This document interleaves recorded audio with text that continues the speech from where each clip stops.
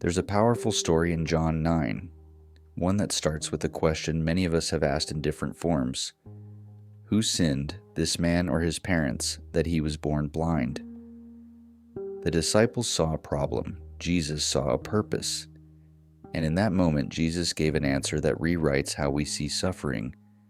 This happened so that the works of God might be displayed in him. Let that sink in.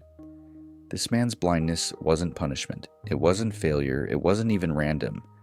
It was a setup for glory, a setup for healing, a setup for testimony. But here's where the story gets wild. Jesus doesn't just speak healing over him, he spits on the ground, makes mud, rubs it on the man's eyes, and tells him to go wash in the pool of Siloam. It's strange, uncomfortable, messy, and yet it worked. The man came back seeing. Suddenly, the whole town's in chaos. Neighbors are whispering, is this the same man?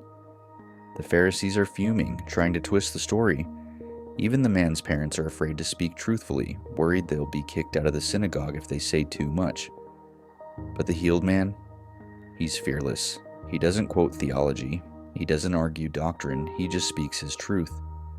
All I know is this: I was blind, and now I see. That's the power of testimony. When religion gets complicated, when culture brings fear, when people doubt your transformation, sometimes your story is the loudest sermon you'll ever preach. And here's what we can learn from this. God doesn't always work how we expect. He doesn't always heal in clean, polished ways. And he doesn't always make the journey easy. But when God moves, it's unmistakable. The world may try to make you question it. Fear may try to silence you. But your story, your encounter with Jesus, that's something no one can take from you. So maybe today you're in the middle of a season that doesn't make sense. Maybe you're blind to the purpose in your pain. Maybe you're waiting for healing, wondering where God is. Don't lose heart.